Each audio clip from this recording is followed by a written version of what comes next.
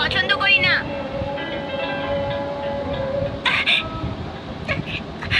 শু, শু। আমি ওকে উড়িয়ে দিয়েছি। তোমরা কাকটাকে কেন তাড়িয়ে দিচ্ছ? মা, কাকগুলো দেখতে কি কুৎসিত, ওদের গলার আওয়াজও কি বাজে। কিন্তু তুমি খুব নির্দয়ভাবে কথা বলছো কিন্তু নীল। তুমি কখনো তাকে কেমন দেখতে সেটা নিয়ে বাজে কথা বলতে পারো না। কিন্তু এটা তো সত্যি মা। না, সেটা নয়। কাক খুব মার্জিত প্রাণী। আমরা যদি কাছ থেকে দেখি তাহলে দেখতে পাবো যে ওদের যে ডানা আছে আর ঠোঁট আছে ওটা খুবই উজ্জ্বল। ওদের চোখ দুটোও দেখতে খুবই সুন্দর।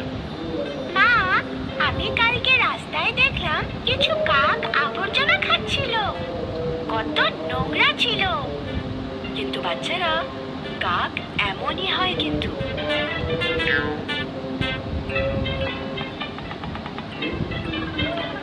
ঠিক আছে, আমার থেকে একটা গল্প শোনো তাহলে। তবেই তোমরা বুঝতে পারবে যে কাক কতটা বুদ্ধিমান হয়। জল চাই, জল চাই, আমি চাই জল। ও খুব ভালো, ওখানে কিছুটা জল রয়েছে, সেটা আমি এখনই চাইছি। অবশেষে আমি কিছুটা জল খেতে পারবো।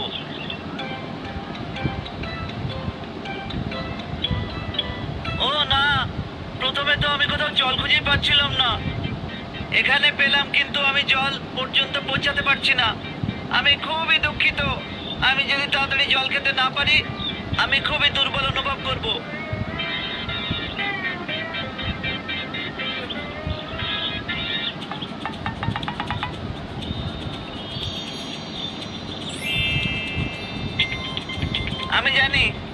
আমি জানি কি করতে হবে।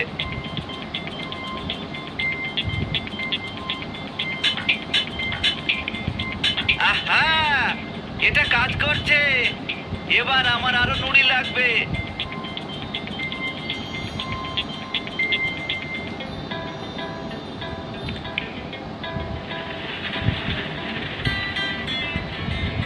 উঠছে, জল উঠছে, জল উঠছে।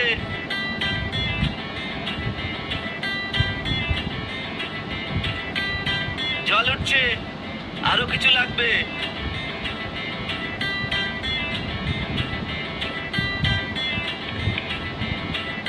অবশেষে হয়েছে।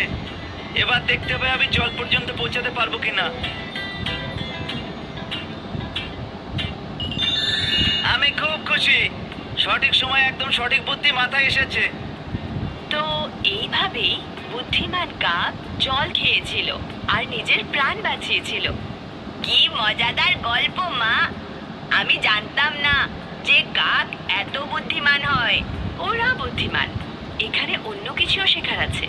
যখন কোনো বিপদ আসবে তখন তোমাদের মাথা ঠান্ডা করে চিন্তা করতে হবে। সমাধান নিজেই তোমাদের সামনে চলে আসবে। মা, তাড়াতাড়ি এক টুকরো পাউরুটি দাও আমায়। Cow cow. এই নাও, ধরো। এই যে কাক, পাউরুটিটা খাও প্লিজ। দেখো, তোমরা নতুন বন্ধু বানালে। এবং সে খুব বুদ্ধিমানও।